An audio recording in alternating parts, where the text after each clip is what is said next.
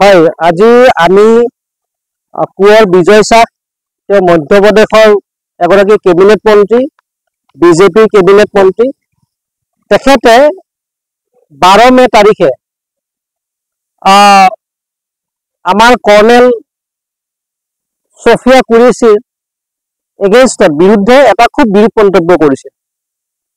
আপোনালোকে জানে যে ছফিয়া কুৰেশ্বীয়ে কৰ্ণেল ছফিয়া কুৰেশ্বীয়ে পেহেলগামত যিটো এটাক হ'ল, পাকিস্তানৰ সন্ত্ৰাসবাদীয়ে যিটো এটাক কৰিলে, আমাৰ নিৰীহ মানুহক হত্যা কৰিলে, তাৰ বিৰুদ্ধে ভাৰতবৰ্ষৰ আৰ্মিয়ে, ইণ্ডিয়ান আৰ্মিয়ে যি ধৰণৰ এটাক কৰিলে, যুদ্ধ কৰিলে পাকিস্তানৰ বিৰুদ্ধে, তাত কৰ্ণেল ছফিয়া কুৰেশ্বীয়ে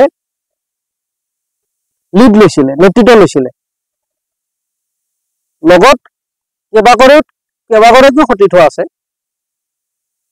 এতিয়া কথাটো হ'ল যে এই সময়ত ভাৰতবৰ্ষৰ 140 কোটি সাধাৰণ জনতা,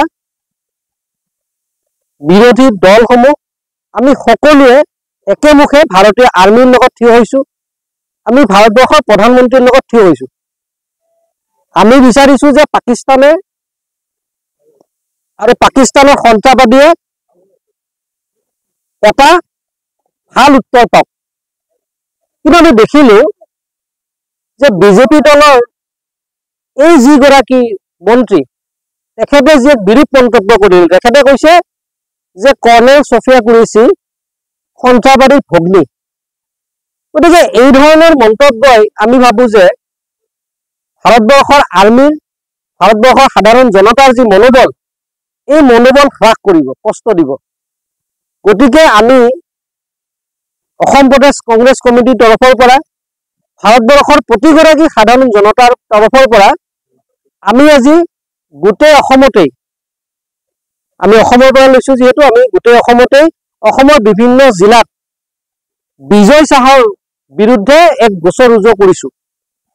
আৰু সেই কাৰ্যসূচীৰ আধাৰতে আমি কামৰূপ গ্ৰাম্য জিলাৰ যি বায়তা চাৰিআলি পুলিচ ষ্টেচন আছে, পুলিচ চকী আছে, আমি তাত আহিলো, আমি গোচৰ ৰুজু কৰিলো। আৰু আমি এটা কথা ক'ব খোজো যে গুৱাহাটীত কৈ আহিছো যে এই যে গোচৰ ৰুজু কৰিলো, এয়া কংগ্ৰেছৰ কোনো পাৰ্চনেল কোনো আমাৰ অসুবিধা নাই। এই গোচৰ ৰুজু যে কংগ্ৰেছ দলে আমি কৰিলো, এই গোচৰ ৰুজু এতিয়া অসমৰ মাননীয় মুখ্যমন্ত্ৰী হিমন্ত বিশ্ব শৰ্মা কৰিব লাগে, থানাই থানাই কৰিব লাগে বিজয় চাহৰ এগেইনষ্টত। আৰু লগতে আজি এই মুহূৰ্তত আমি য'ত থিয় হৈ আছো, কমলপুৰ সমষ্টিৰ মাননীয় বিধায়ক দিগন্ত কলিতা ডাঙৰীয়া, তেখেতক দেখিছো যে তেখেতে পাকিস্তানৰ যুদ্ধৰ সময়ত বিভিন্ন ধৰণৰ কথা তৰ্ক তেখেতে কৈ থাকে। কেতিয়াবা কংগ্ৰেছী সকলকো পাকিস্তানী বুলি তেওঁ আখ্যা দিবলৈ চেষ্টা কৰে।